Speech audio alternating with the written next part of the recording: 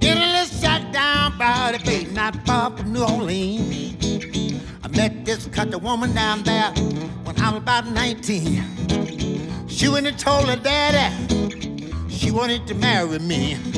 And the look on the daddy's face, y'all, really was a sight to see. He said, get out of here with you, and don't you come back no more. He said, get out of here with you, and don't you come back no more. Now I wanted to meet her daddy like a young man ought to, but he didn't want no blues singer getting married to his daughter. When I went by his house that day, y'all, he met me at the door with a brother and sister, Big Bad John, and the dog named Bo, saying, get out of here with you, don't you come back no more. Get out of here with you, and don't you come back no more. Her brothers and sisters sick the dogs on me, made them tear off all my clothes. I was running fast, trying to get away down that dusty road. Running real fast, trying to get away, and I crossed the railroad track.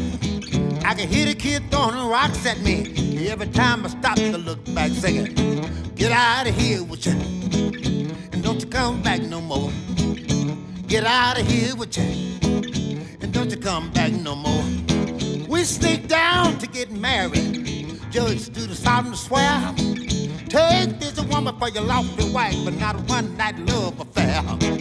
Before I could open my mouth to say I do, guess who walked through the door? Dad, Mom, Big Brother John, and that dog named Bo, singing, get out of here with you, don't you come back no more. Kept on saying, get out of here with you, and don't you come back no more. I thought right then if I wanted to get married to the girl, I had to find a way to elope. We decided to go to Las Vegas to get away from her nosy folks. Soon as I got to Las Vegas, y'all, that day that I walked in, that was all her kin and all her friends, and that doggone dog again, singing, get out of here with ya, and don't you come back no more. Get out of here with ya, and don't you come back no more. Kept on saying, get out of here with ya, and don't you come back no more. He said, leave town, boy, and don't you come back no more. Get out of here, let the doorknob hit you. What a good law split you. He kept on saying, get out of here with you, and don't you come back no more. Get out of here with you, and don't you come back no more. He said, get out of here with you, and don't you come back no more. Get out of here with you, and don't you come back no more. He said,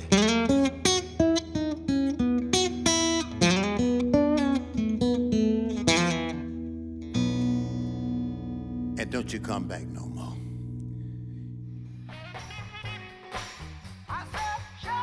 Welcome back to the Professor Penn podcast. David Penn here. It's August 22nd, Thursday night, 7:30 p.m. Central Time.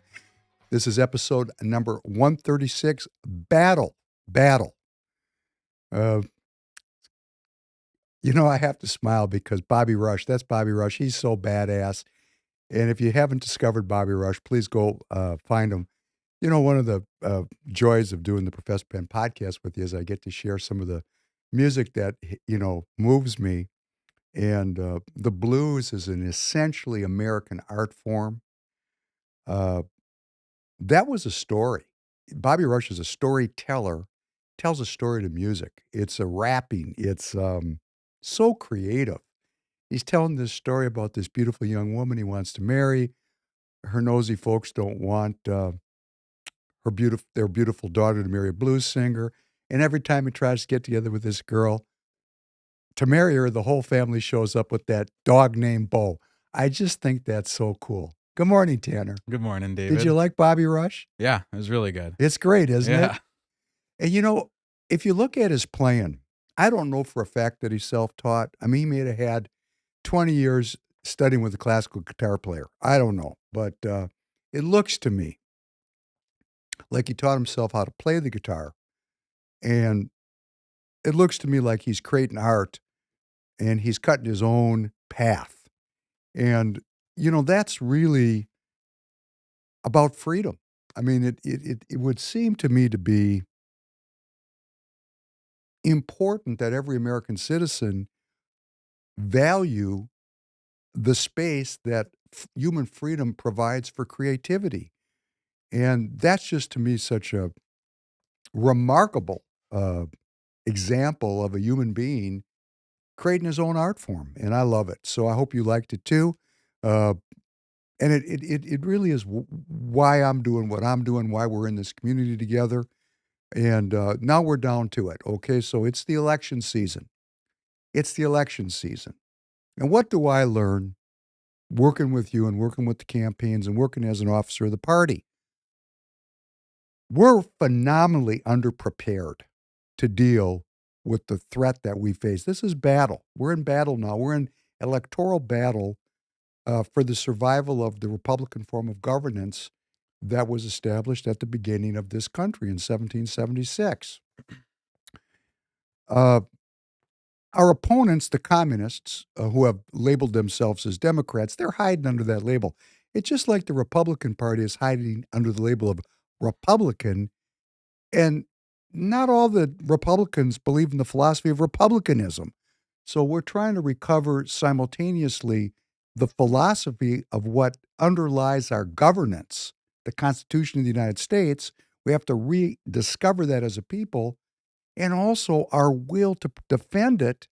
So, of course, what do you do if you're an academic? You go, hey, we're going to pervert this idea of republicanism, and they won't have anything to defend, and then they're just going to give up, and we'll all be in the post-World War II Democrat liberal order. And that's where we're at. And we're phenomenally underprepared because I recognize it because for the first time in my life, I'm in this game. I'm in this game. So I've said many times on this podcast, and yes, I want to be entertaining. And yes, I like to be funny. Tanner, occasionally I'm funny, right? Occasionally. You crack me up sometimes. Sometimes, right? Sometimes we get a laugh out of it. But mostly, we're a political action community. And what is political action? It's not about entertainment. And I've said many times, we got to get off the couch and get into the game of politics. You're going to hear this a lot from me the next 3 months. The strategy and the tactic of winning this election and how critical it is to do so. How critical it is to do so because our freedoms are being eroded and the character of the country, the Republican character of the country, and I don't mean the party, I mean the philosophy, is being systematically removed. And what is the cornerstone of republicanism is self-governance, freedom. So if you value it, what's the most important thing? Right now, get out the vote. They call it GOTV, GoTV. I mean, it's got an acronym, but it's really just getting out the vote. Getting out the vote. Getting out the vote. What you see the Democrat doing is with media, their media allies in social media and in the mainstream media, they're manufacturing this tremendous consensus around the Harris-Walz ticket as if these people are beloved. Beloved. Just a few weeks ago, Harris was reviled as the most unpopular vice president in American history. Did you know that? I didn't know that that was the title that somebody gave her, but I knew The that polling she was. gave her that. Wow. But now she is dope, right? Yeah. And that's manufactured consent. And that influences what the party calls disparagingly low information voters. In other words, dummies. That's how the political process works. They call people who really are just paying attention to their families, their jobs, their hobbies, kind of dummies. They're not really involved in politics. Actually, as we've established, they're I don't give a shit voters. I don't give a shit voters. But now, with 8% interest and raging inflation, which we're being told is no longer inflation, which is another BS story, which we'll talk about next week, the use of statistics to create that manufactured consent. We're going to talk about it a little bit tonight, too, in terms of the economy. They're manufacturing this inevitability of a Harris-Walz victory. And as a political operative, and this being a political action community, what are we going to do about it? We got to get out the vote. So what do? Okay, the first step, always force your way into your local political party. Call them up. Get involved. They will have a mechanism of door knocking or red dialing, they call it, which, phone calling, or putting signs in yards. The local political party needs volunteers. And if you're in Minnesota, the Minnesota Republican Party needs volunteers, and the Royce White for Senate campaign, for example, or the Kathy Folk for Minnesota State Senate campaign, we need volunteers. We need people to turn out to do the work. Why do we lose? We don't have enough people engaged.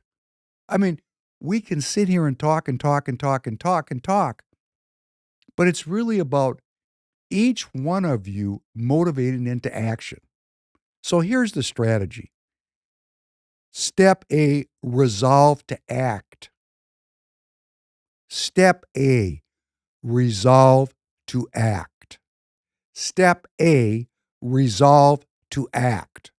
Step B, pray for guidance on how to act. Step C, repeat step A and step B. So it's act, pray, repeat. Act, pray, repeat. And when we do that as a community throughout this entire country, we still have the vestiges of a republic. We still get to vote. Now, as you hear, it has to be too big to rig. And let's not talk about election fraud, any of that. Let's leave that to the side. Let's do politics. Let's not be outplayed. Let's not be accusing people of fraud. Stop that. That's an excuse.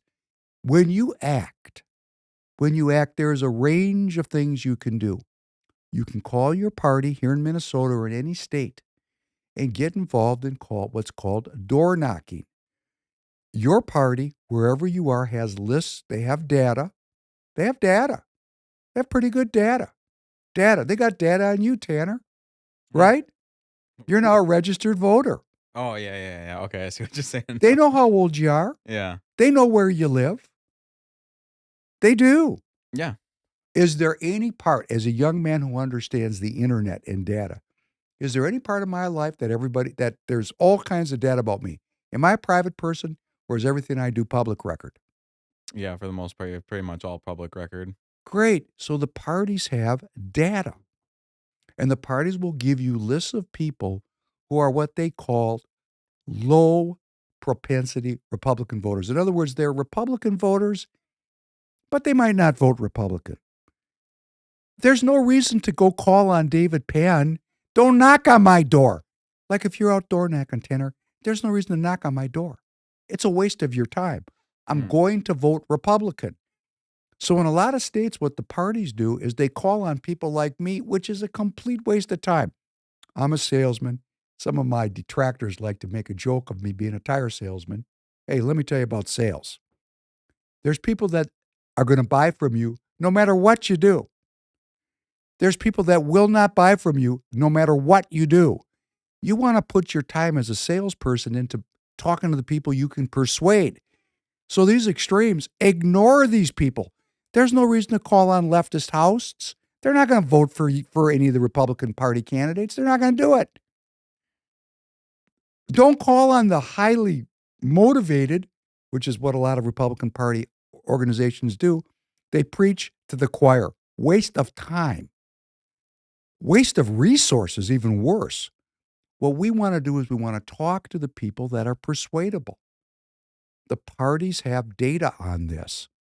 If you go to your party unit, wherever you are in the country, or if you're in Minnesota, or if you come to the campaigns, any of them, like Kathy Folk for Minnesota Senate and SD45, where I am, and you become a warrior in this battle, and you'll go out and call on people, knock on their doors, and we give you the correct data, and you tell these people why you're there. You make your own person. You don't tell them what to do.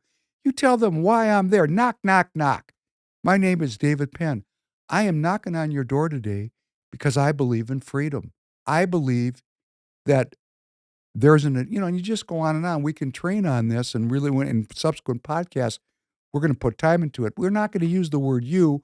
We're going to tell people why I am doing what I am doing. Because when you say you need to do this, people are going to slam the door in your face. But when you make I statements, the authentic I statement about why am I podcasting? Why am I podcasting? Why am I doing this with this community?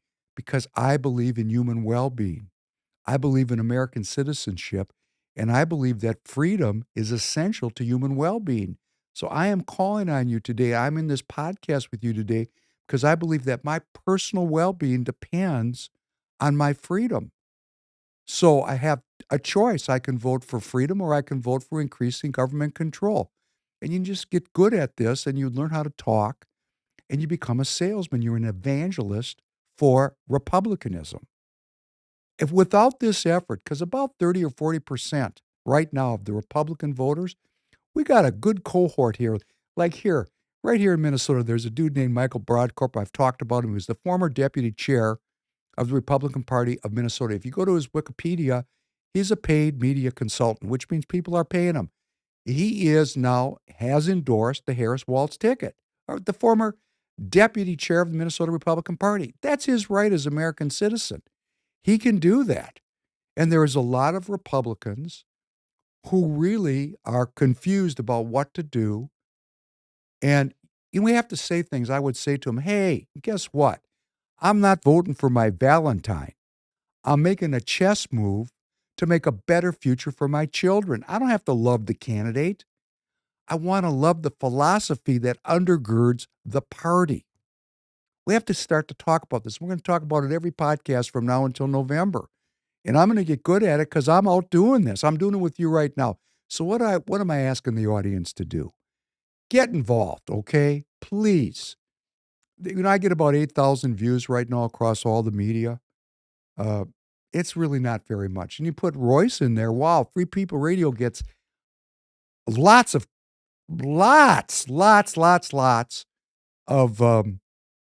engagement. And we're making media appearances and we're talking about this. And what the whole game here now is to get people off the couch. If we don't get off the couch, if we're just consuming podcasts as entertainment, okay, so maybe my viewership's going to go down because a lot of people are going to turn off because I'm going to be very goal-directed to try to general an effort to get out the vote. And we get out the vote how? We actually call these campaigns or these parties and we say, I will volunteer. There's a thing called Trump Force 47. You can go there. You can just take a certain amount of your week. I mean, if freedom is worth nothing, then it is worth nothing. But if it's worth something, put some time into it. Give it of yourself. Battle. Join the battle. And what do you have to do? No one's asking you to pick up a weapon. God forbid. All we have to do is knock on doors and talk to the people in our neighborhood. You're in a neighborhood. We know our neighbors. I know my neighbors. I'm talking to my neighbors. I'm telling them why I'm doing what I'm doing. I'm not telling them what to do. They're going to slam the door in my face. I'm telling them why I am doing what I'm doing, what I believe. And I can call them. I can knock on doors. I can call my neighbors. I can put signs in my yards. I can make donations. I can involve myself in this political battle of will. And really, I have a lot of very loyal listeners and viewers, and I appreciate it so much. And I love doing this with you. But I fail if we can't get organized. And here's how we get organized in addition. The algorithm is never going to support the Professor Penn podcast. Please bring your friends to the podcast. Please. This is about political action. I depend on my human freedom for my well-being. I depend on my faith for my well-being. I depend on my freedom of movement for my well-being, and that's exactly what the system intends to take away from me. Blessed are you, God and King of all worlds. Thank you for creating the light in the dark. Blessed are you, God and King of all worlds. Thank you for creating me in your image. Blessed are you, God and King of all worlds. Thank you for making me an American. Blessed are you, God and King of all worlds. Thank you for making me free. Blessed are you, God and King of all worlds. Thank you for healing the blind. Blessed are you, God and King of all worlds. Thank you for feeding the people. Blessed are you, God and King of all worlds. Thank you for releasing the bound. Blessed are you, God and King of all worlds. Thank you for raising up the downtrodden. Blessed are you, God and King of all worlds. Thank you for creating the heavens and earth. Blessed are you, God and King of all worlds. Thank you for providing for all my needs. Blessed are you, God and King of all worlds. Thank you for directing my path. Blessed are you, God and King of all worlds. Thank you for our American courage.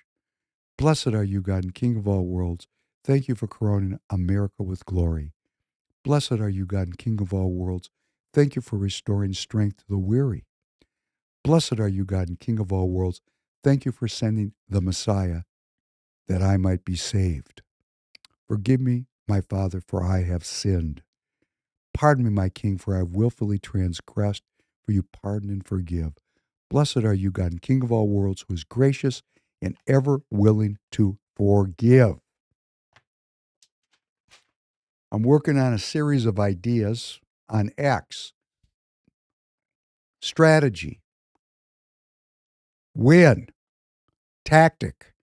Please, everyone, get on X and follow the Professor Penn podcast and Royce White. Please follow, and repost and protect and work together. Join the battle. It's a political battle. It is not a physical battle. It's a political battle of will. I'm asking you to put your will in. And why are we doing it? Because Republican is a philosophy. What is the philosophy of Republicanism? It is an action philosophy to live as is necessary to protect the sacred rights granted by the Creator, that being life and liberty in the pursuit of happiness. What is the philosophy of Republicanism? Republicanism is a way of life that seeks to minimize corruption. Republicans abhor hierarchies and secrecy because they inevitably lead to this corruption. That the responsibility of self-governance is fundamental to well-being. And when we talk about corruption, we're not talking about money. We're talking about corruption of the human soul. That's the essence of republicanism, health and well-being. What is the philosophy of republicanism? It is the belief in the sovereignty of each citizen and never in an earthly king. It is the belief that the tables must be turned, that whoever is first will be last and the last will become first. Upon such granite, our nation is built. What is the philosophy of republicanism? It is that each American citizen is the sovereign, that the unalienable rights granted to me by a creator are my divine rights to self-govern and not to be governed. This is the path of self-determination, the path of freedom, which is exactly what we're giving up by not acting. We are an action community. We are an action philosophy. We are going to get up off the couch. We are going to go turn out the vote. That's all we have to do. All we got to do is overcome. Because, if you're watching the mainstream media, man, you're going to think Kamala Harris is unstoppable, Yeah. right? I heard someone bring up the idea that maybe like they are pushing her so hard, so then, if it does win, we can all sit and go, well, that's plausible. I saw her all over the news. So there was a lot of people supporting her. So someone's brought up that idea already, that a lot of her fame is completely it's Manufactured. manufactured. It's not real. Nobody was like, gosh, I really wish Kamala would get into the race. It just happened. And now there are people that support it. I'm not gonna say that there aren't people that support her, because I do know a couple people that are like, I'm voting for Kamala. But it seems so crazy. Just she's all over the news. You Google her name and it's just praise after praise. It's all it is. Turn out the vote. Go knock on doors. Cover your neighborhood. If you're in Minnesota, Contact your local political unit. They need your help. Hold people accountable. If you're knocking on doors and you open the door and the guy goes, yeah, I'm super red, I vote Republican every time, it's not the right data. We got to call on the people that are persuadable. We got to find those people. We got to hold the party accountable to vote from the top of the ticket to the bottom of the ticket. R. This is not the time to be talking about, oh, this one's a rhino. No, I am not going to do this like Kendall Qualls and Paul Gazelka and Norm Coleman and Rudy Boschwitz and Michelle Benson. No, I'm a Republican officer.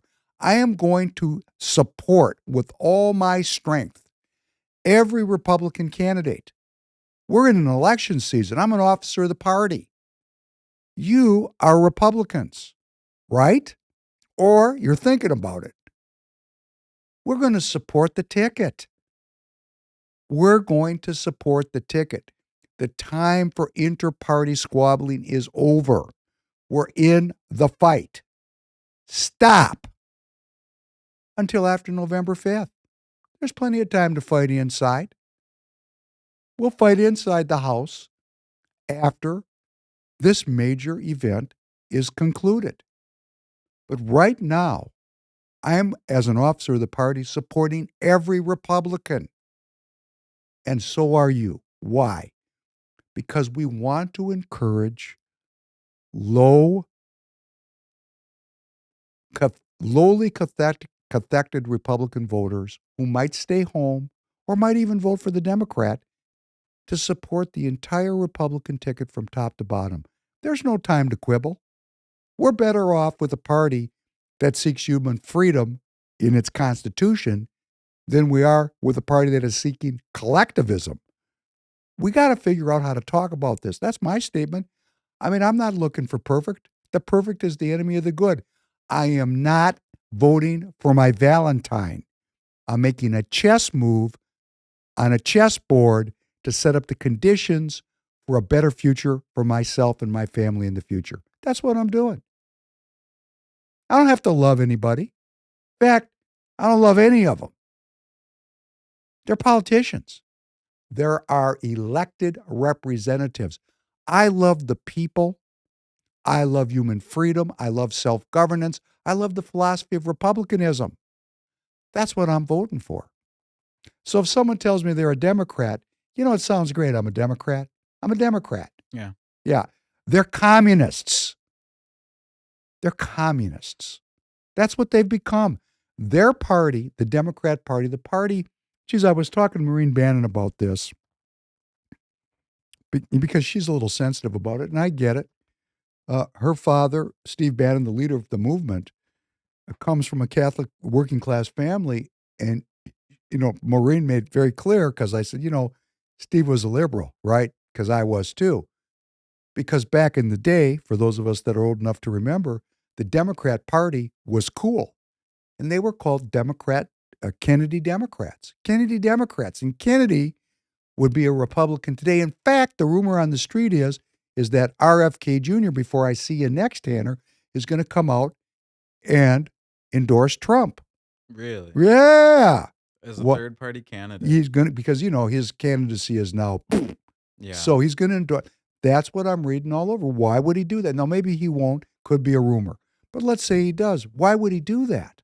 Yeah. Because his essential idea is about human well-being. He's dedicated his life, his political career, his legal career has been about protecting human well-being.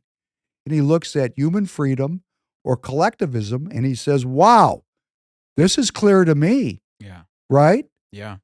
No, I really like RFK, and RFK was someone that I was really interested in. So that's really cool to hear. Well, let's see what he does. He's Yeah. got to follow through. Maybe he won't do it. Who knows? We're going to see. But my point is, there's something called the Kennedy Democrat. The Kennedy Democrat, going back all the way to 1961. And that party really was a centrist party concerned with concepts around human well-being. Like, what did Kennedy do? He was up to his eyeballs in the civil rights movement. Why? Because racial discrimination is terrible for both the person who discriminates and for the person who's discriminated against. It's anti-human well-being. To hate or be hated detracts from human well-being. Obvious, isn't it? Yeah. Love that. Secrecy. We're going to play this at the end of the podcast. Secret societies detract from human well-being. Love John Kennedy. What happened? Hey, we know what happened. Got his head blown off. Right in front of everybody. One of the four martyrs, John Kennedy, Martin Luther King, Malcolm X, and RFK Jr.'s father, Bobby Kennedy Sr. These people were concerned about human well-being. They were all killed. Whoa. I guess boomers are going to have to get into the money because, baby, if you're thinking about well-being, we're going to kill you. You're going to die. So guess what? We'll financialize the economy. We're going to make you all rich. Shut up, take the money. And that's what my generation did. Isn't that great? Didn't we do a great job? Redemption awaits all who devote themselves to the door knocking, phone calling, sign posting, and donating to the philosophy of republicanism. Let's do something. Let's not talk, let's do. Time for talking is past. And man, if the news that matters doesn't motivate you, what can I say? Since I saw you last, this invasion of Russia. By who? By us. Who are the Ukrainians? The Ukrainians are America's proxy army in Europe. If the Biden administration stopped sending weapons to the Ukrainians, the war would end tomorrow. But instead, they keep expanding the weapons and the use of the weapons that the Ukrainians are receiving that is allowing the Ukrainians, and you know, the story is, the Ukrainians invaded Russia by themselves. Do you believe that? No, not really. Say it loud. No, I really don't. Right. It's a great story. I mean, if you want to believe what the state did, but we had nothing to do with it. Sure. Okay, maybe. I don't have any 8x10 glossies. Maybe the Ukrainian government decided, without any consultation with any of their allies or any of their funders, to invade Russia. They did it on their own. Could be. It's possible. So let's say they did. They're in Russia. They have occupied 1,500 square miles of Russia. They've invaded. What is Putin's response? Very muted. It was a red line for Putin, and he said, if you invade, I'll use nuclear weapons because you're threatening the survival of my country. But actually, now that he has been invaded, he has reminded everyone, quote, the main objective for the Defense Ministry of Russia is to force the adversary to withdraw from our territory and to reliably secure our state border by working together with the Border Service. The Federal Security Service must work with the National Guard as part of the counter-terrorist regime and effectively combat the enemy's sabotage and reconnaissance groups. The National Guard has its own combat objectives too. In other words, he's not calling it an invasion. He's calling it terrorism. Why? 2 reasons. Number one, he doesn't want to further involve the Russian population in this. Number two, he's trying to de-escalate the threat ladder, because if he starts saying that his country's been invaded, we're going to head towards a nuclear war real quick. So, you know, Putin, love him, like him, ignore him, whatever, he is not pushing this because he knows it's theater. The Ukrainian lines in the Donbass, where the real action is, are continuing to collapse. And we may be on the verge of a military political situation where a settlement must happen. So I'm not saying I like Putin, because I don't. But he's taken a very prudent approach to this. He's not being hyperbolic. It's also really cool to see because I feel like the image that he has such an itchy trigger finger is painted in our minds, and seeing that the exact scenario that we all said, oh, he would just start pressing the big red button. He's not doing it. Didn't do it. Yeah. No, he didn't do it. But he has said that there will be no peace talks. And it's a brazen and high-risk cross-border incursion is what the Ukrainians have done. It's a big deal. It's an offensive operation. And Putin has stated that he cannot negotiate with these people because they are invading his country. He added, what can we even talk about with them? What can we say? There's nothing that they can't talk about them because they have invaded the country. They are killing Russian civilians. So, right now his bid is it's a terrorist operation, and you can't have peace talks with terrorists, can't negotiate with terrorists. In the meantime, one of my favorite villains here in the United States is Senator Lindsey Graham, great Republican, right? Republican. If you look there, you're going to see a clip that says Graham and Blumenthal, 4-minute and 30-second clip. Tanner, could you cue that up and play it for us, please? Think about Kursk. Bold, brilliant, beautiful. Keep it up. Putin started this, kick his ass. Bottom line is to the administration, I appreciate your support. Let these people fight. Give them weapons they need to win a war they can't afford to lose. So Lindsey Graham praised Ukraine's cross-border operation into Russia's Kursk region as brilliant and bold. Bold, brilliant, beautiful. Keep it up. Putin started this, kick his ass, said our senator from South Carolina, Lindsey Graham. Isn't that great, This Tanner? is not real. This Are is you real. serious? You heard it. Graham urged the Biden administration to provide Ukraine with the weapons it needs. Fantastic. Fantastic. And he's there with his Democrat colleague, Senator Richard Blumenthal of Connecticut. Look at that smiling face. Isn't it great? Oh, yeah. Wow. He doesn't have to look at war. And there's Blumenthal, echoed Graham's comments in Kyiv and expressed hopes and optimism for the trip. And there they are meeting with Zelensky in the palace there. Today is one of hope. More hope than I've seen in any of the trips that I have been here. The breakthrough in Kursk on that front is historic. It is a seismic breakthrough. Good news, big news, promising even more potential breakthrough. Russia struggled to repel the incursion. Ukraine now controls about 1,000 square kilometers in Kursk. Russia's advance into Russian territory poses significant risks, an analyst told Reuters, as Moscow endures a 7th day of intense border fighting.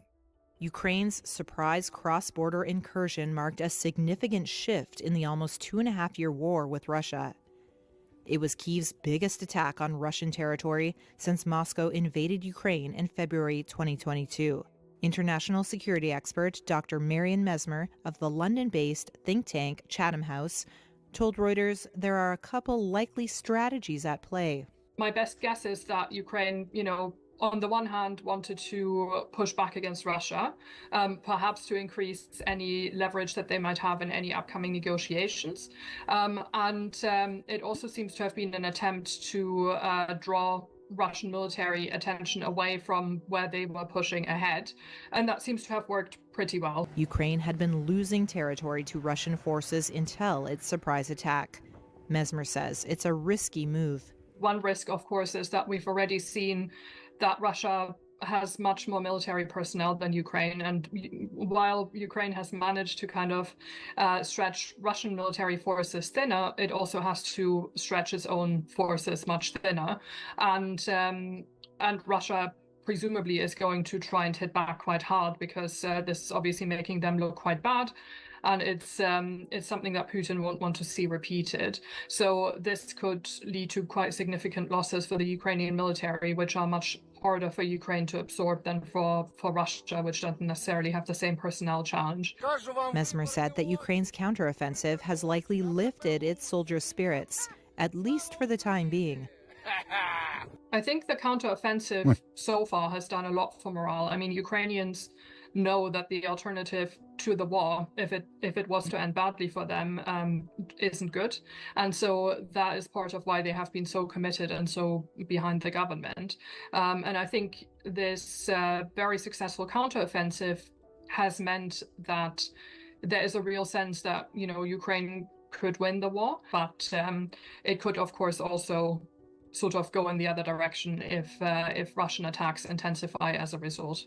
Ukraine's top commander said on Monday that Kyiv controlled around 1,000 square kilometers of Russia's Kursk region 7 days after the incursion began. Well, that is a spokesperson from Chatham House, which is the eye of the dragon of globalism. It has a related organization here in the United States called the Council on Foreign Relations, the CFR. These are the globalist center. So she seems very reasonable, a PhD. She says the Ukrainians support the war, but 6.3 million Ukrainians have fled the country. So that would not be great support. Didn't okay? they make it? I thought they made it illegal. During the beginning of this, wasn't there some law passed that if you were a certain age, you couldn't leave Ukraine? Well, it's hard to stop people that want to run away. Yeah. I mean, you got to shoot them in the back, right? Yeah. So the population of the Ukraine is 38 million, and 6 million people have left. So about 20% of the country, a little bit less, 17%, ran away. So the support is not as widely distributed. A lot of people just said, I'm out. And Chatham House, and let's just talk about my view of it and make an I statement. And this goes back to many of our podcasts. What is the business model of the globalist? Slavery, which is debt slavery, which we're going to talk about in a minute here. Debt. Drugs, which we know is everywhere and everybody's doing them. And piracy, which is war. The United Nations was established to eliminate the possibility of global world war, to regulate war and keep things in the center of the road. Why? If it's regulated, it's a very damn good business. So here's Putin. He's not pressing the red button. All this money's going in here to support this, right?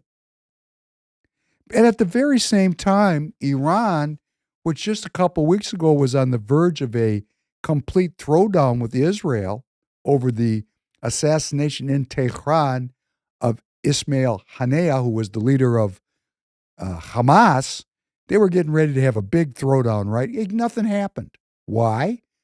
Because if there's a really big war, that might not be so good for business.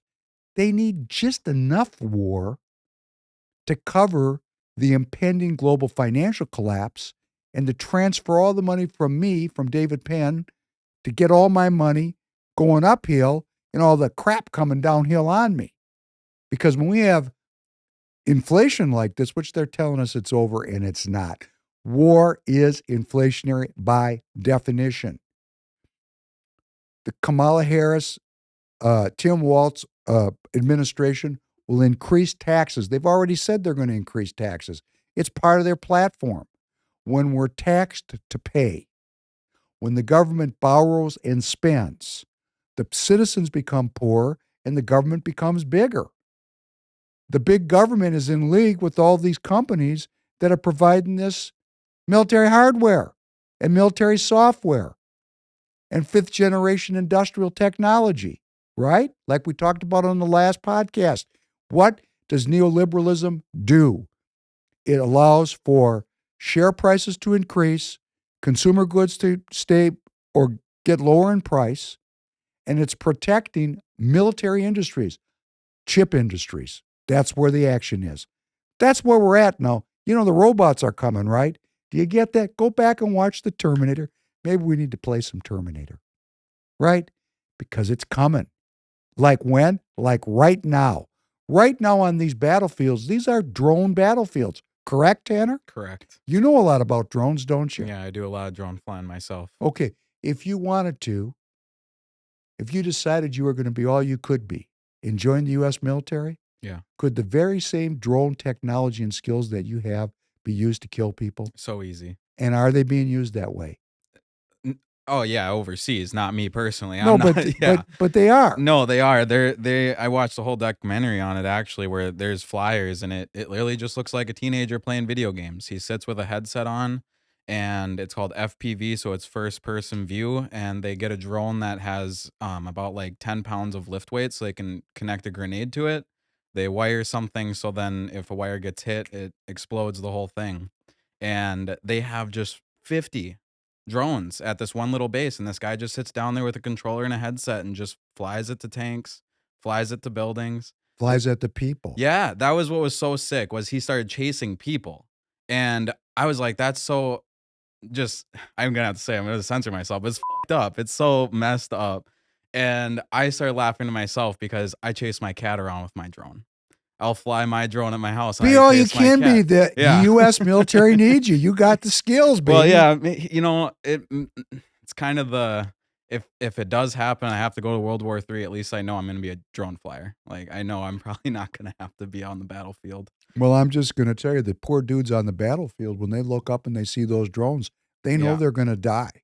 They know they're going to die, and there is not really a good counter drone strategy yet. They'll come up with it. My theory, and this might, I don't know. I have two different things. At the stadium we have here, we have a lot of issues with people flying drones over the stadium to capture games. Yeah. So they have devices that can hijack a signal. So then their controllers can control the drone. Second thing, birdshot. I do not understand why birdshot is not used. The drone is practically a bird. You just aim birdshot towards the general direction. If you have a good duck hunter, they'd easily be able to stop a drone 50 yards up in the sky. We're getting into topics that we really need to leave to the side, Sorry. as we would like to keep our Yeah, let's keep place moving here. Let's along. move on. Okay. But to let you know, people are thinking about such issues. And then listen to this. A massive cyber attack crippled the central bank of Iran. A massive cyber attack. That's war, right? Who let that loose? Well, probably wasn't the Little Sisters of the Poor. In the meantime, the U.S. approved a $20 billion arms transfer to the state of Israel. $20 billion. That's on top of the $3.5 billion that Israel gets every year based on a deal that was cut by Barack Obama in 2015. That runs through 2025. So they're getting $24 billion worth of arms from the United States this year. They're getting F-15s. They're getting 50,000 rounds of high explosive 120 millimeter mortar round. I mean, they're getting a lot of good stuff, right? Interesting, isn't it? But hey, they're also going to give $750 million in bombs. When I say they, I mean the Biden administration. $750 million in bombs have been targeted and going to be transferred to Saudi Arabia, reversing the 3-year ban on arms sales to the Saudis. Now, $750 compared to $23 billion. Hey, it's not close, but, it's called passing the wealth around.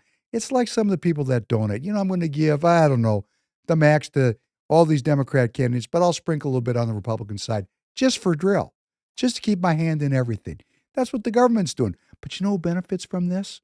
That would be the military companies that build this stuff. And guess what else?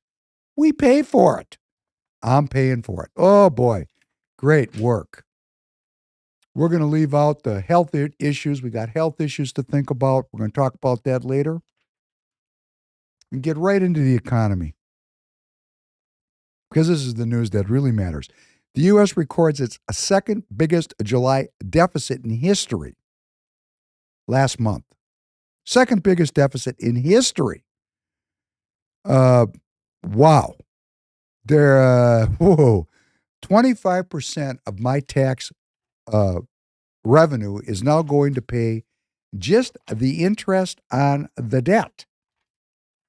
Now, we have to think about what this means, because this game is going to go on as long as the banks want it to go on. Because the issue is not profits and losses. The issue is not taxes or borrowing. The issue is liquidity. Liquidity. Liquidity. In other words, you can lose a ton of money, like we're losing every year in the United States of America. Like this year, it's going to be about $1.75 trillion. We're not really at war our own country, allegedly, which is this kind of a scam. And we're running a $1.75 trillion deficit. Did you know that? You're saying like 1.5, that's the number that's coming from like every 100 days? I'm saying that the tax receipts Yeah. that are going into the government don't cover the Oh. costs. Oh no, there's 1.5 still sitting there. $1.75 trillion we're short. It's like you go to Yeah. the grocery store and you want to buy $100 of groceries, Yep. but you only have $75. Yeah, my brain kind of, I heard deficit and for some reason was not thinking of it right. Well, there's I'm probably following. other people that are thinking the same thing. A deficit means you're short. You're short. You're short the cash to pay the bill. So our government has come up with a spending strategy.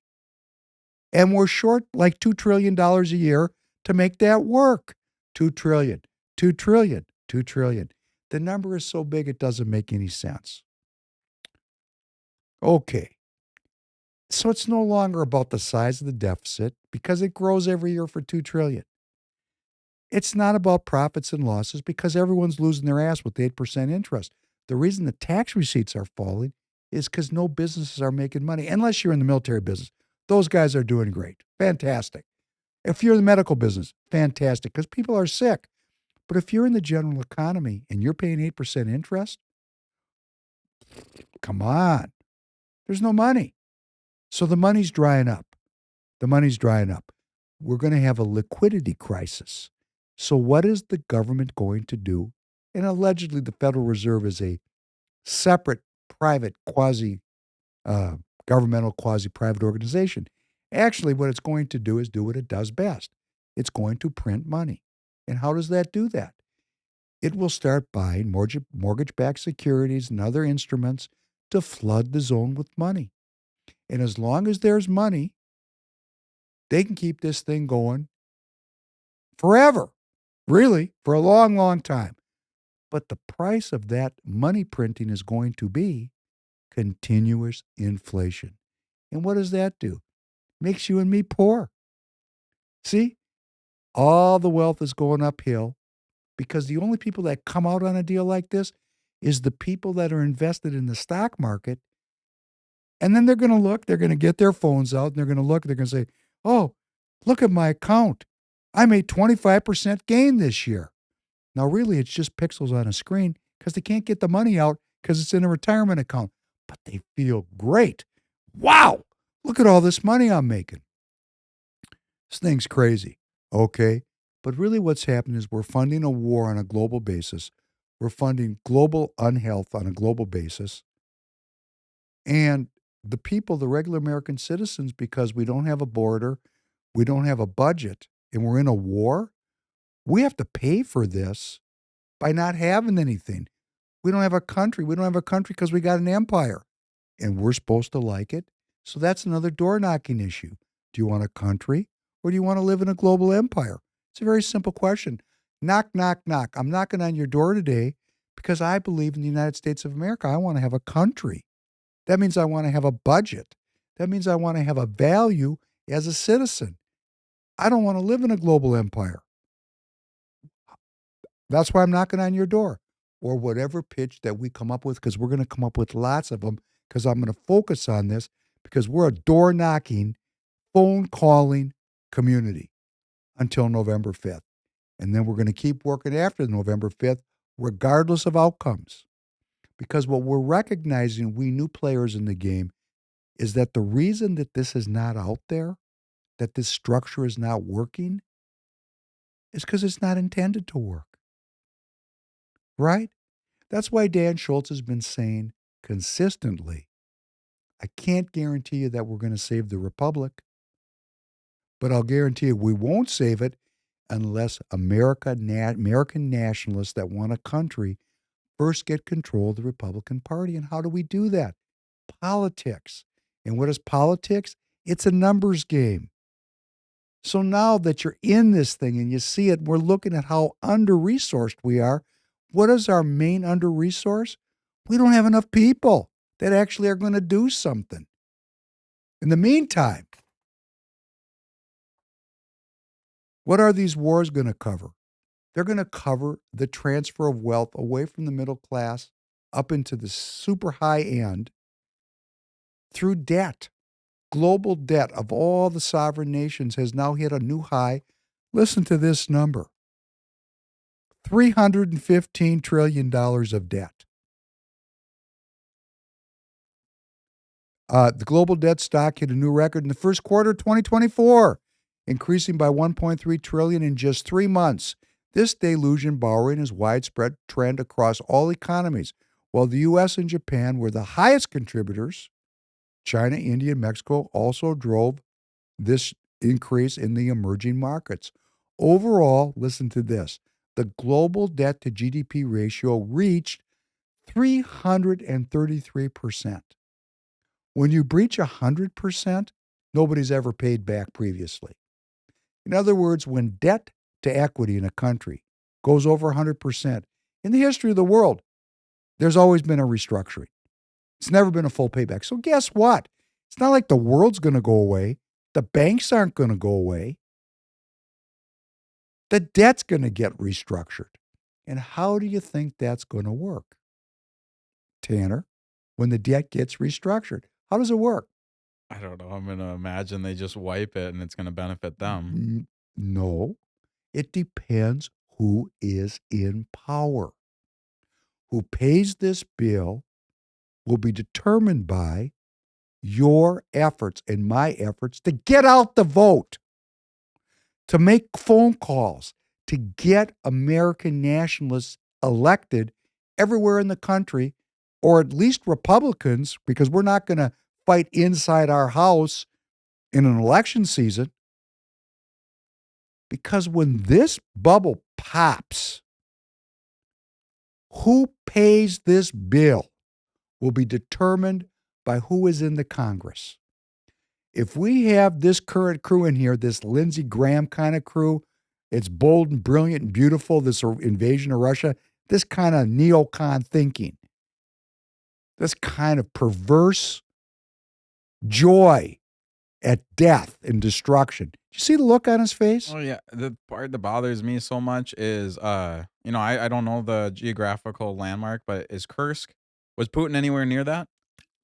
Kursk is part of Russia. Well, right, but was Putin anywhere near that? What do you mean? He's in Moscow. So- It's very close. Okay, so it's one of the points that there was a time we listened to Lindsay say we need to stand up for the civilians of Ukraine because these poor people, and now he is just like, oh yeah, Russia started it, let's do it. No, Russia people, the people in Kursk, I doubt had anything to do with it, and now you are being what you once was saying that like was the worst, like, oh, you're coming in and hurting civilians, and now they're doing that to Russia, and Lindsay's just sitting there with a smile. He started it. He's ecstatic about it. Let's right? forget about the lesson of eye for an eye leaves the whole world blind. Like, it's just ridiculous. That's great. That's fantastic.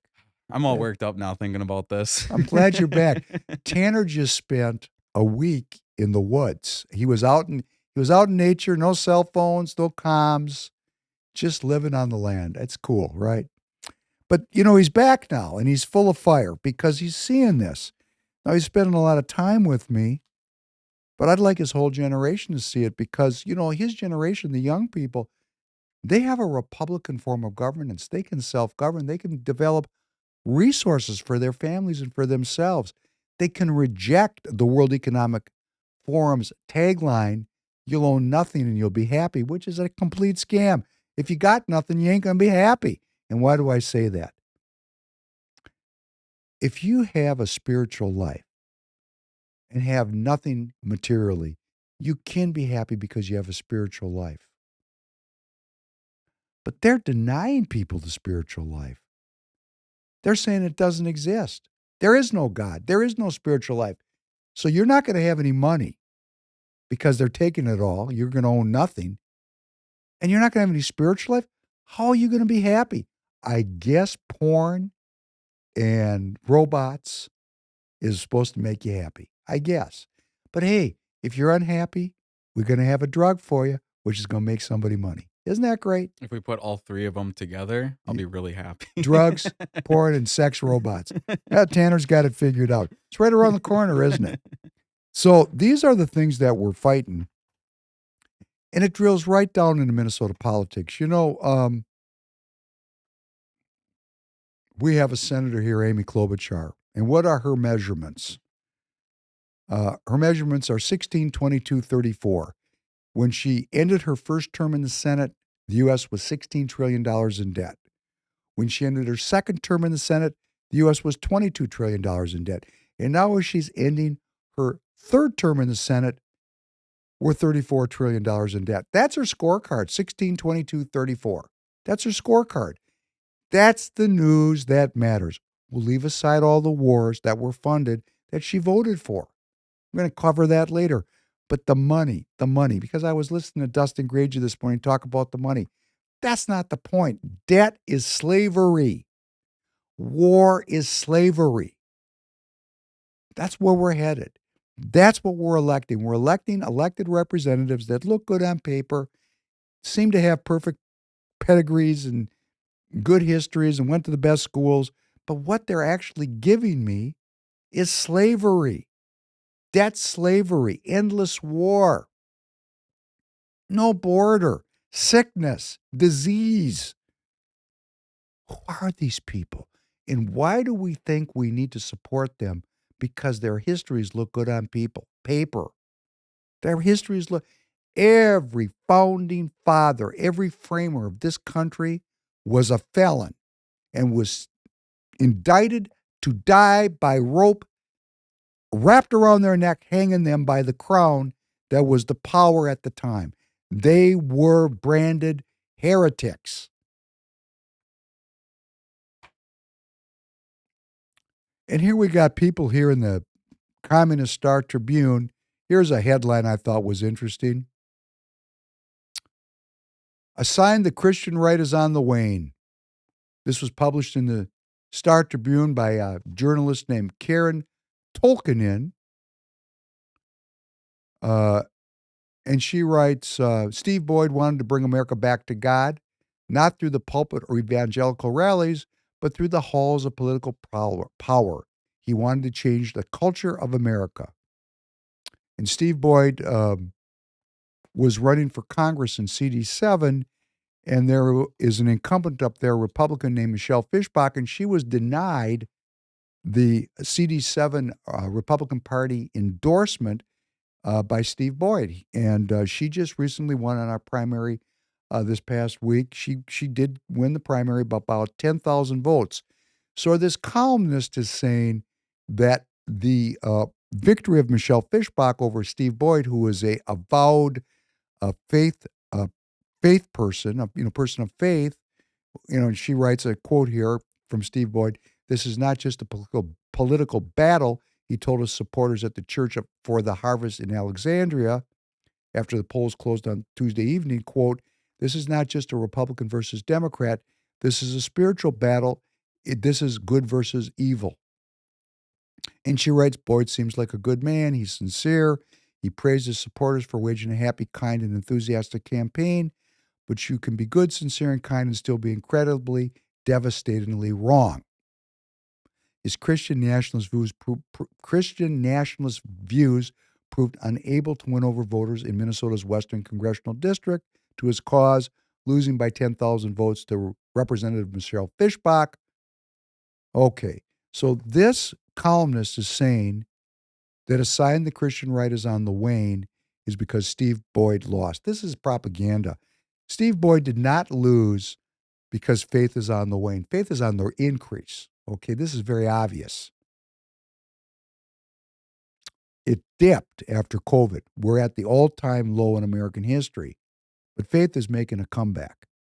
Why Steve Boyd lost is the Republican Party of Minnesota was against him, and it has and this is politics, and I'm not saying anything negative about any of the leaders of the Republican Party or the Republican Party establishment. I respect you.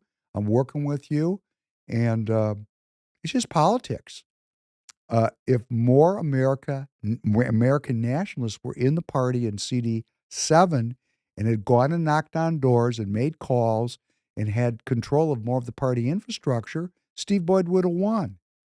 This use of Steve Boyd's loss to say faith is on the wane, that's a scam. What it really indicates is that the party is populated by people who like Michelle Fischbach's message, which does not involve faith. It involves something else, and I'm not going to criticize Michelle Fischbach, but there was more people in the party that were willing to work to turn out votes for Michelle Fischbach than there were to turn out votes for Steve Boyd. It's a numbers game. So let's not be crying and complaining and saying things aren't working. They can work real quickly. All you got to do is call the party and go out and door knock and make phone calls and put signs in your yard for the candidates of your choice, which are the Republican Party candidates. Now, this columnist wants to say that Christianity or the Judeo-Christian tradition is declining, and she does indicate that people that identify as people of faith is down to 63% of the country, just down from 75% a decade ago, and that's true.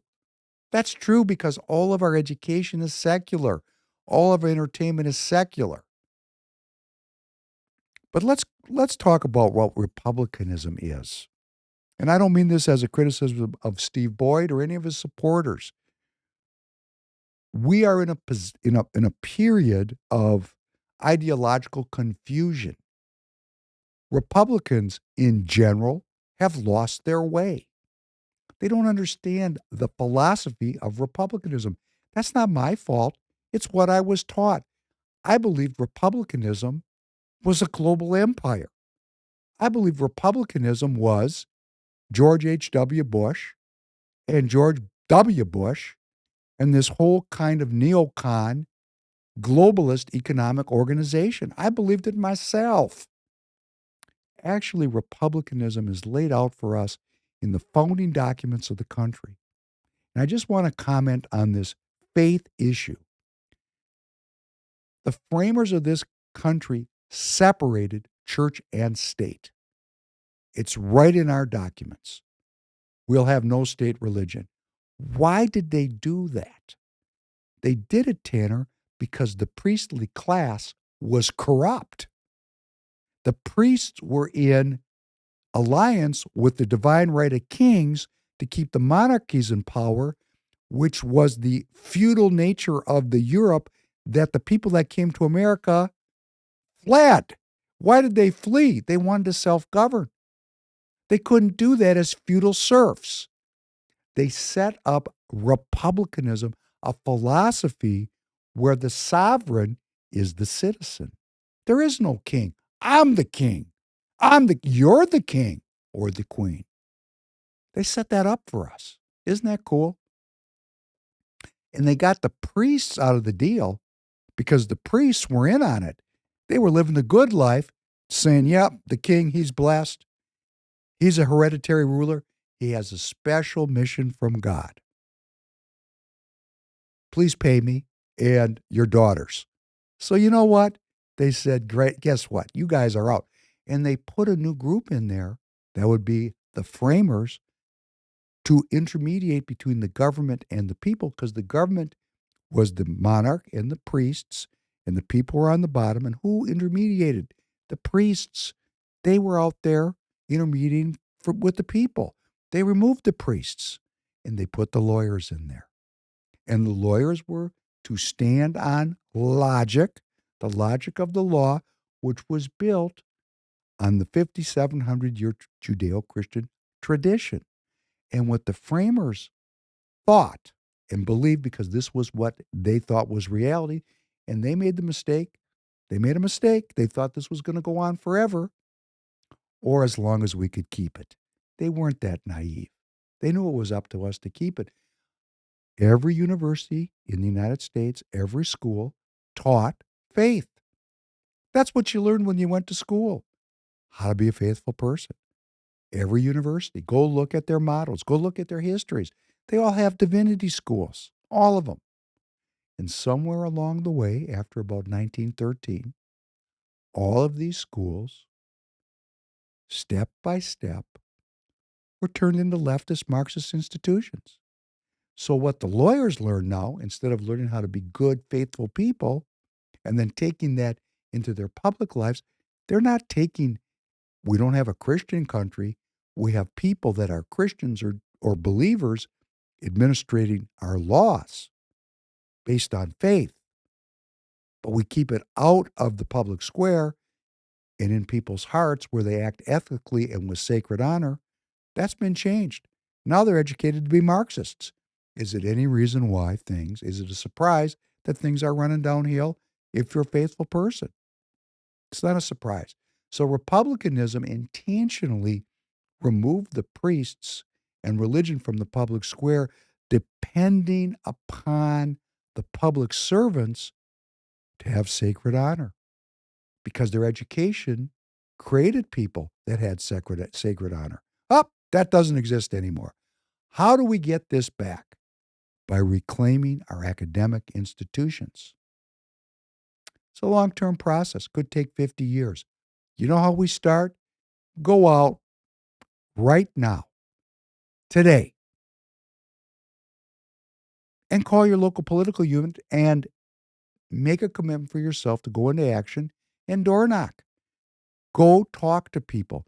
Because guess what? If we get control of our political process and we have a majority of Republicans, let's say in the Minnesota Senate, because we elect Kathy Folk, we could actually control the budget of the University of Minnesota and demand that if they don't change their curriculum, we're going to cut their budget and they're going to have to lay off half their professors.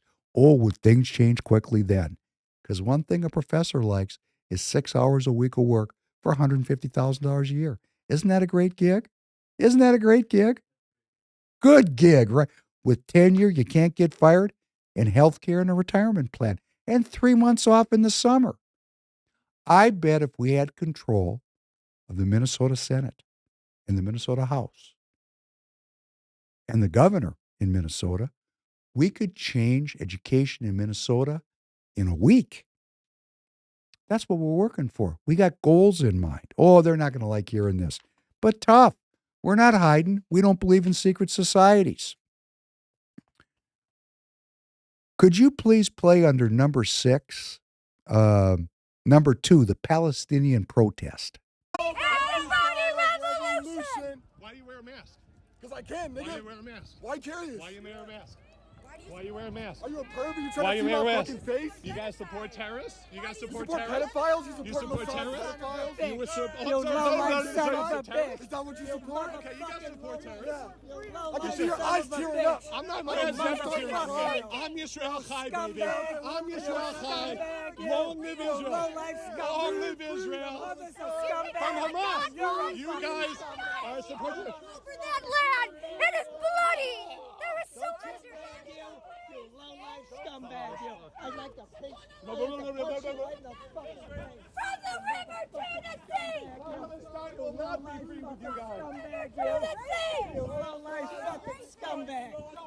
You low-life fucking scumbag, you are. Free Palestine! Free Palestine! Free Palestine! Free Palestine! How about you go over there? Let's go over there. Let's go over there. Go where? Go to the side. You do? So you go fight for them. I'm American. I'm Excuse me, are you Jewish? Are you Jewish? Why? No, I'm just curious. Why is it like coming up to you? Because I'm Jewish, I guess. Because you don't have the fucking balls to trigger yourself, pussy. Oh yeah, you're a You real. don't have the fucking balls. Yeah. Yeah, you don't have the you. fucking balls, bitch. You don't have the fucking balls, Look at this shit. motherfucker. Look at this shit. You don't have the fucking balls. Whoa. You don't have the fucking Whoa. Wow, look at this, huh? Yeah. Back You off. don't have the Back fucking off. balls. Back You off. don't have the fucking Wasn't that something? That last guy looked like he was 150 pounds wet, so I don't know why he was calling him all those names. Well, my point here is that There's a lot of hatred and division in the society. We know, I know, and I know why, still the majority of Jewish Americans vote Democrat. They just do. Talked to one of my best friends in California yesterday. He just can't vote for Trump. Can't do it. And he knows what's going on. Just can't vote for Trump.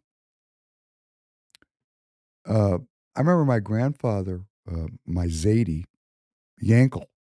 I know that's going to sound funny to some of you, but like Naomi will hear that and she's going to start laughing. My Zadie, my grandfather, talking about, coming to the country just before the World War II. He had fled Europe, and all of his brothers and sisters died in the Holocaust. And he went through England and worked his way through Canada into Minnesota, and talking about how the Roosevelt Roosevelt. He used to talk about Roosevelt. He was a Roosevelt Democrat, and this reason why was there was such intense anti-Semitism in the Republican Party to keep Catholics and Jews out of the United States. And the Democrat Party was already practicing this kind of politics that it's now perfected today, welcoming and in fact now they asked for immigrants. Then they were welcoming immigrants and protecting Catholic and Jewish immigrants, which is why, there was Kennedy Catholics, Kennedy being the first Catholic president here in the United States. He actually had have a press conference about that, talk about where his allegiance was. Was it to the Pope or was it to the Constitution? So these groups were found more receptivity in the Democrat Party than in the Republican Party. The roots of the Republican Party being the know-nothings and the Whigs, and they were very racist, very anti-Semitic, and really quite violent in trying to keep these groups out of the country. So this lasts to this day. Groups have a cultural memory. And this is in the Jewish community. And then you get into what is a Jew, which is something we'll be talking about as we go on down the boulevard. But this scene of one Jewish American citizen being accosted, walking along like that with that kind of hatred, this is something every Jewish American needs to think about, because you don't have a home in the Democrat Party. You just don't. Now, you may give up being a Jew and become another identity, or you may try to change the Jewish identity to something else, but then you're not really Jewish. If you're really a believer in God, a faith believer, these are the people you got to deal with, and they're not friendly. So then we get into Doug Emhoff, who is the second gentleman. He's the second gentleman. He's Vice President Harris's husband. Did you know he was a lawyer? I got confused. You're saying Kamala's husband? Doug Emhoff. Okay. He's a lawyer. He's called the second gentleman. Wasn't he the one that got... Never mind. I'm not even going to say it. Okay. He's the second gentleman. He is the husband of Vice President Harris. Yeah. He's an attorney. He's Jewish in his bio on Wikipedia. He also works for a law firm, DLA Piper. DLA Piper is one of the major politically aligned law firms in the country. They are representing the government of Qatar, the Al Jazeera Network. They represent the Palestinian Monetary Authority, which is the bank of the Palestinian people, Afghanistan, Bahrain. This law firm, of which this Doug Emhoff was a partner, represents the enemies of the state of Israel. And his compensation, according to publicly released documents, this is Kamala's husband, and Kamala is, wants equitable outcomes. Remember all that talk equity? Let me tell you how equitable she is. In 2019, Doug Emhoff took home $2.7 million in compensation from this law firm, DLA Piper, which represented substantially a big part of the income were the enemies of the state of Israel. So, we got some thinking to do on what is equity, because it's equity for thee and not for me, number one. Number two, if you're Jewish and you're working for a law firm and you're defending, your law firm is representing the enemies of the state of Israel, what's that all about? I'm just talking to the Jews that might be watching me because you're making an opposition, dossier on me. I'm just asking you questions. I'm not giving you answers. I'm asking you to ask the question because I know you're supporting Kamala Harris, right? That's why you're doing oppo research on me. I'm just asking you, what's going on with this? I mean, if the JRC and AIPAC are so pro-Israel and they're so pro-Democrat, because they seem to be, because, for example, here in Minnesota, the JCRC and the JRC both came out against the endorsed candidate for Senate here in Minnesota. And we got Michael Broadcorp, who's a paid media consultant, who's the former deputy chair of the party, coming out for Harris Waltz. And we're Jewish, and we're looking at this, and we're going, Doug Emhoff is making all this money off of the enemies of Israel. I'm just asking the question. I don't get it. I'm just asking questions. Not trying to, editorialize. I'm just asking questions. I mean, I'm confused. I'm confused. And I hope you're confused. I hope you're confused by the scene of that Jewish guy walking out in a public square being accosted by people that hate him. Hate him. What are we doing here? Better figure out what freedom's all about. Better figure out what republicanism is all about. Better get clear, because just a couple turns of the screwdriver down the road, it's going to be too late to get clear, right? Let us play. I want to just go over some things. My producer didn't remind me, but I remembered. I want to review a few things as we go out, just some clips that I think are critical that we know. First, if you look down at the end under number 7, why we battle. There's a clip there, a 1 minute and 26-second clip called The Immaculate Reception. Could you please play that, Tanner? Last chance for the Steelers. Bradshaw trying to get away. And his pass is broken up by Tatum. Tipped off. Franco Harris has it. And he's over. What? Franco Harris grabbed the ball on a deflection. 5 seconds to go. He grabbed it with 5 seconds to go and scored.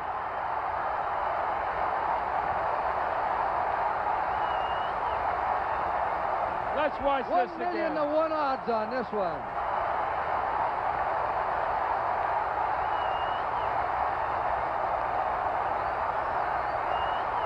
Watch this, Ricochet. Ricochet out there off of Jack Tatum and into the Man of the Year, Franco Harris's hands.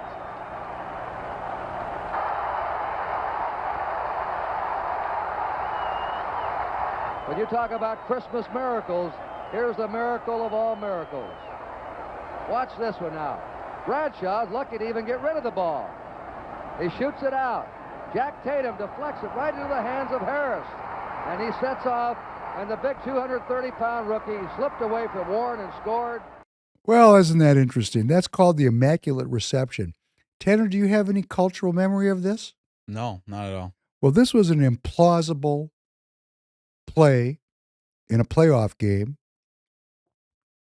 and they call it the Immaculate Reception. There was a deflection, and Franco Harris scooped that ball up inches off the ground and ran in for a touchdown, and the crowd went wild, and you heard them calling it a miracle. It was a miracle. This is a long time ago. Franco Harris is a long time ago. Long time ago. Terry Bradshaw was quarterback, and he was young. We're talking about when the Purple People Eaters were the Purple People Eaters. We're going back into the 70s now. The purple people eaters? That's what they called the Vikings when the Vikings were badass. We had the best defense in football for many, many years. The front four, Carl Eller, Alan Page. I mean, these people were awesome. You're telling me that was the purple people? They called the Vikings defense the purple people eaters. You don't believe me? You're looking it up. I can't believe it. I just have to see this.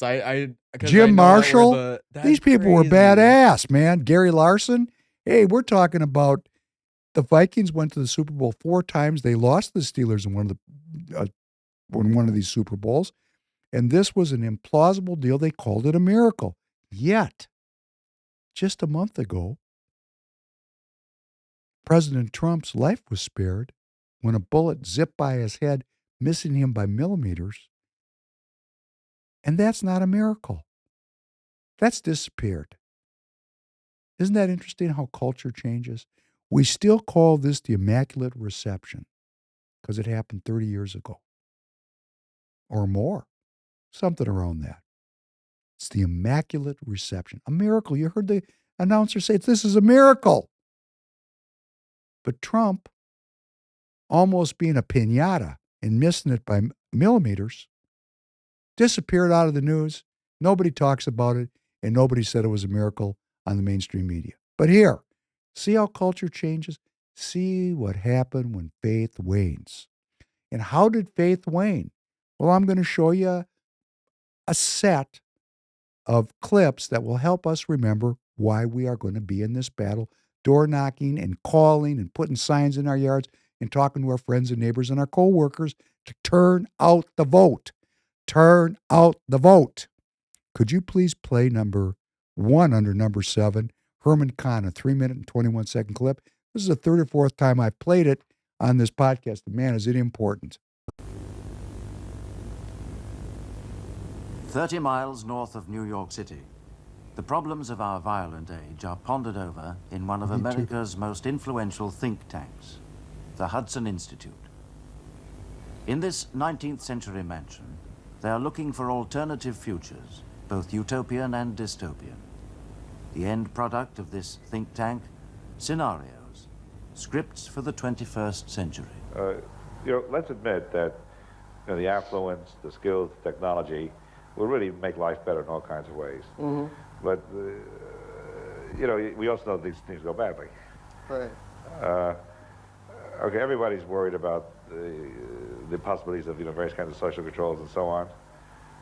What would the scenario be? Herman Kahn is director of the Institute, Tony Weiner his assistant. It has to involve the social controls coming into effect gradually and slowly, and at each step as a result of some decision which seems to be very much in the general interest. That is no imposition by an evilly intended big brother. How are we going to achieve a utopian peace in our cities, even without the bomb? What is the scenario for a utopian peace? To take a black power movement, and one which really is trying to cause problems, to put sand in the gears. Right. And you've already set up a good deal of this social watching. Mm-hmm. You've got your TV cameras everywhere, you've got your data processing, everybody has his ID card, you've double-checked it. Mm-hmm. And now, all of a sudden, you've got these guys that are throwing sand in the gears, and you clamp down. That is, you keep track of every car. You keep track of this is easy to do. You keep track of 10% or 100% of conversations that occur on telephones. One could, with a computer capacity that will be available in the next couple of decades, one could easily record every phone conversation made. And then one could easily scan mechanically. No human being could spend the centuries that would be required. One could scan every conversation looking for keywords that would identify the conversation as worth looking into a little further. So that, for example, one could begin with a naive set of words. Kill, rob, murder, assassinate, plot, conspire. You can do more than that. You could imagine temporarily tranquilizing a whole city. It's been upset, been riots. Mm-hmm. Let's put transguarders either in the air or in the water. Mm-hmm. Just get people settled down a bit. I can imagine a good deal of preventive medicine going on in this kind of state. Mm-hmm. Where you really check up with everybody, and to see that they keep their drug levels right. Yes. In fact, the first thing you do when you go into to work is they punch you and check your blood and see that the drug level is what it's supposed to be. So you'll buy the safety of your city at the expense of the privacy of individuals, and for most people, most of the time, the intrusion will not be the kind of thing they'd be conscious of. So the scenario for a utopia without violence is achieved at the expense of your private life. I just urge everybody in the audience to play that over and over and over again.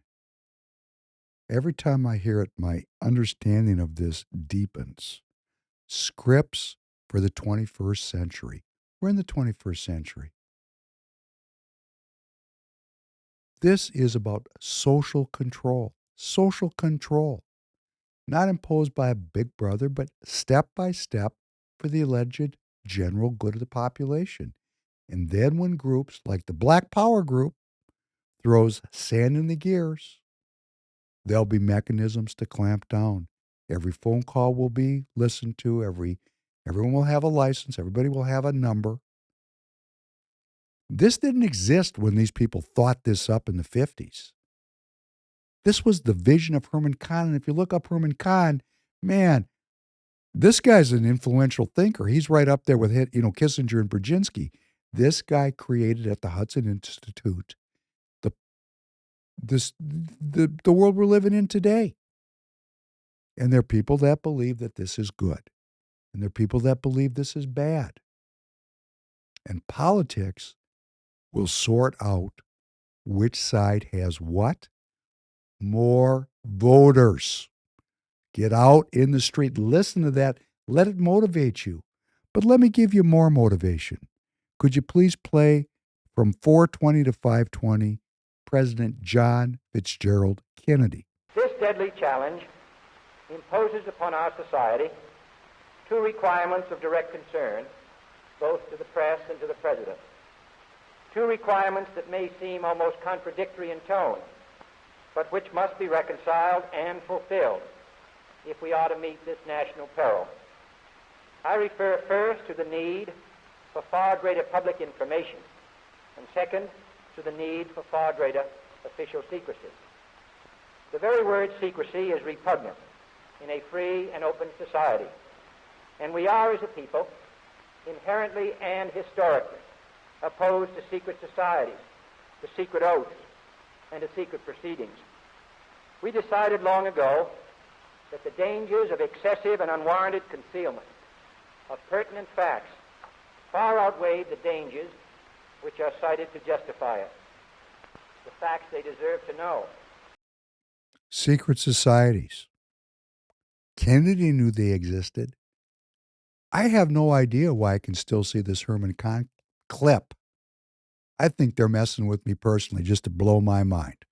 That's a very narcissistic statement, but occasionally I like to put my narcissism on full display just for fun, for a laugh. And Kennedy's up there saying, hey, who are these people? We abhor secrets. Who's he talking about when he talks about secrets? He's not talking about the local basketball team, is he? And what happened to President Kennedy for talking like this? Great. Let's play the New World Order clip. What is at stake is more than one small country. It is a big idea, a new world order, where diverse nations are drawn together in common cause to achieve the universal aspirations of mankind: peace and security, freedom, and the rule of law. Thank you. That was the first time the New World Order was rolled out on the American public. Former director of the CIA, vice president under Ronald Reagan, and then President George H.W. Bush. The New World Order. Secrets. A security state. Let's play the last one, Skull and Bones. Stop at 53 seconds in, please. You were both in Skull and Bones, the secret society. It's so secret we can't talk about it. What does that mean for America? The conspiracy theorists are going to go I'm wild. sure they are. I don't know. I haven't seen the web. Number 322?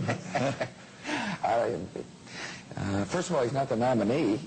And, but look, I look forward... Are you prepared to lose? No, I'm not going to lose. You both were members of Skull and Bones, a secret society at Yale. What does that tell us?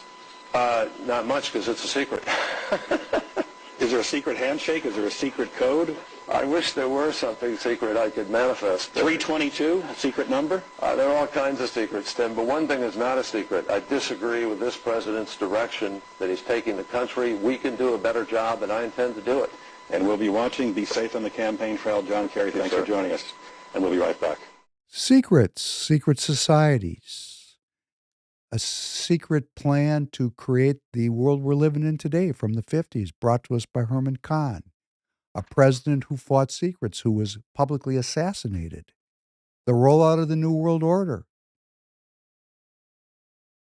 and an attempt to get to it by Tim Russert, who died of a heart attack in the prime of his life.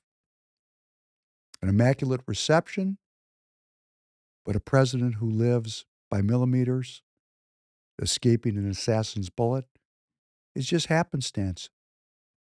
That's where we're living. This is why I'm going to knock on doors, why I'm going to call people, why I'm working with you, why we've got to get off the couch right now. Every person you know is your sales opportunity. If we don't do it, hey, if you like that world Herman Kahn laid out for you, watch it again, and then watch it again, and then watch it again. If we get this episode up, we'll see what happens tonight, won't we? Yeah. Think we're going to make it, Tanner? You know, I kind of think we will, but we never know anymore because that Pulp Fiction clip got removed from like 1 week of it being okay to use. So Right, we don't know. we don't know. But we'll be up on Rumble, and we're up across all social media. We are going to put this one up. We're going to go out with something that's just beautiful, just because with this kind of crazy environment, we got to remember that human creativity is why we're doing this. We're going to go out with a beautiful piece of music by Teddy Pendergrass. Those of you who don't know, do you know Teddy Pendergrass? I do not. Great. We'll pull this one up for you too. For those of us who have been divorced, this is all the much more meaningful. And I want to thank you for joining, and I look forward to seeing you next week. Be well. Thank you very much. Have a good night, everybody. I do believe everything is all right. Here's another song we'd like to do for you. It's from a previous album. The album was entitled TP. I'd like to thank all of you. You made that my 5th consecutive platinum album. Thank you very, very, very much. The song is also dedicated to you. Simply called Love TKO.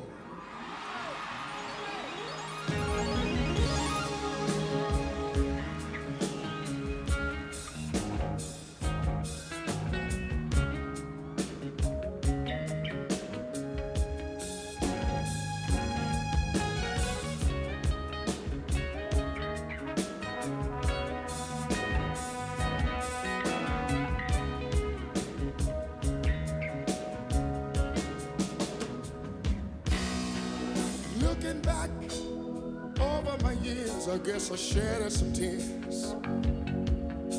I told myself time and time and time again, this time I'm gonna win. But another fight, things ain't right, I'm losing again. Takes a fool to lose twice and start all over again. To think I better let it go. Looks like another love TKO, baby. Oh, oh, oh. Ooh. Let it go. Let it go. Oh, baby. Looks like another love TKO. Well, trying to take control of the love. Love took control of me. Caused me to lose all thought and all sense of time. I had a change of mind. Taking the bumps and the bruises and all the things of a two-time loser. trying to hold on. Faith is gone. It's just another sad song. So I think I better let it go. 'Cause it looks like to me another decay. All this thing ain't working out for me. Got to find me somebody new. Oh, baby. Let it go, baby. She looks like to me another decay. Well,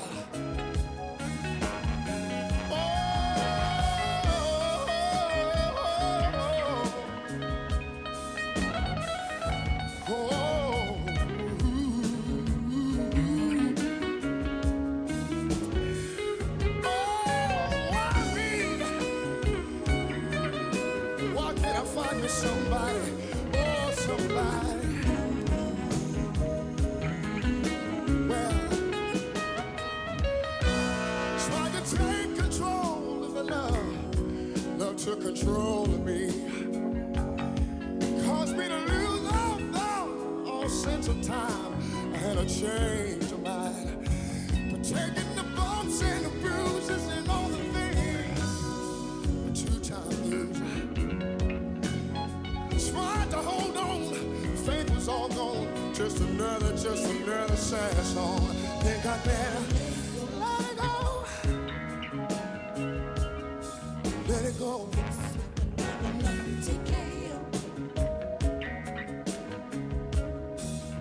I think I'd better.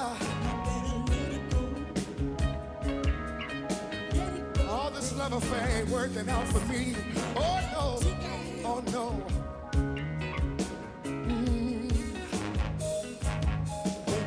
Let it go. Let it go, baby.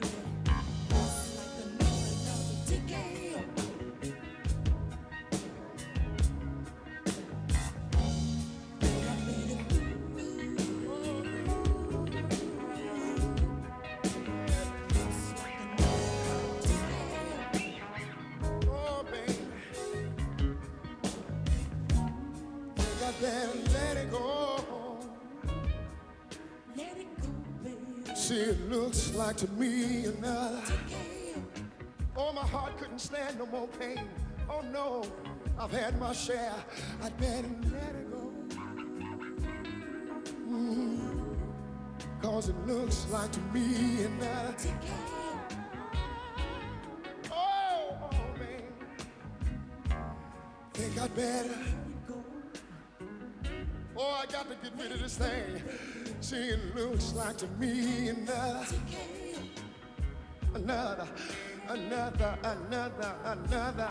heartache.